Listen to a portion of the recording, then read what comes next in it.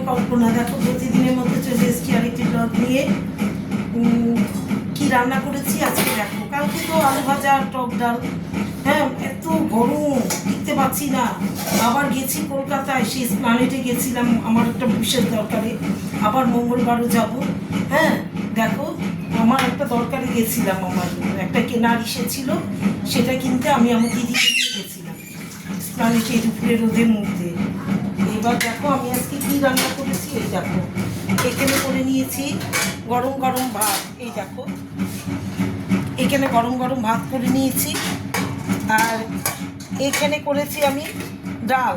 এই দেখো চাল কুমড়ো দিয়ে, ওই যে যেমন মুগ ডালই খায় না, মুগ ডাল ছিটিয়ে আমি মুসুর ডাল ছিটিয়ে করেছি রসুন ফোড়ন দিয়ে, কালো জিরা শুকনো লঙ্কা আর রসুন ফোড়ন দিয়ে এই মুসুর ডাল দিয়ে এই একটুখানি চাল কুমড়া ছিল, হ্যাঁ সেটা করেছি কাঁচা লঙ্কা দিয়ে।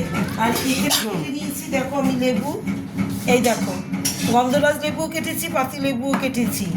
আর এখানে কালকের টক ডাল আছে আমরা, এটাও খাবো। আর এখানে চাল কুমড়োর তরকারি। হ্যাঁ এখানে চাল কুমড়ো রসুন ফোড়ন দিয়ে চাল কুমড়োর তরকারি। আর এখানে ভাজাটা কই, এখানে দেখো পটল ভাজা, পটল ভেজে নিয়েছি এখানে। আর এখানে করেছি মাংস। দেখো এখানে করেছি মুরগির মাংস, মানে চিকেন করেছি।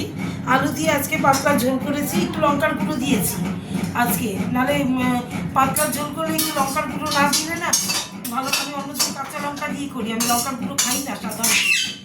পেটগুলো গ্যাস অম্বলের জন্য ইসে হয়, তো গ্যাস অম্বল হয় খুব লঙ্কার গুঁড়ো খেলে।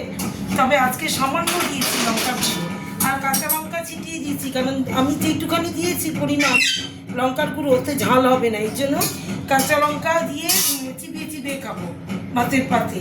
এই দেখো তাহলে আজকে আমার মেনুগুলো হচ্ছে গরম গরম সাদা ভাত, আর এখানে করে নিয়েছি পটল ভাজা। এই দেখো পটল ভাজা। আর এখানে চাল কুমড়ো দিয়ে ওই যে মুগ জালি হয়, এটা মুসুর জালি বলি আমি, মুসুর জালি রসুন ফোড়ন দিয়ে। আর কালকে টক ডাল।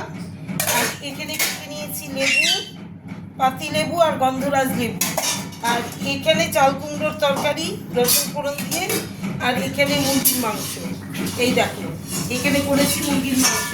তাহলে আজকে আমার মেনুগুলো কেমন হলো তোমরা কিন্তু আমাকে দেখছোই না, আমার কিন্তু খুব কষ্ট হচ্ছে তোমরা যে দেখছো না আমাকে। দেখো হ্যাঁ আমিও তো তোমাদেরই ফ্রেন্ড, তাই না?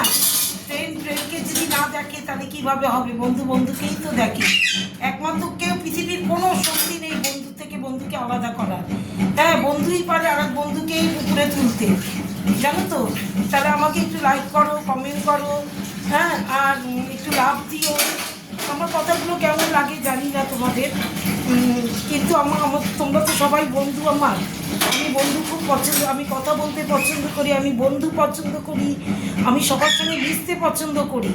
হ্যাঁ কিন্তু দেখো ভাগ্যের এমন খেলা, ঘরের মধ্যে বন্দি হয়ে বসে আছি মার জন্য।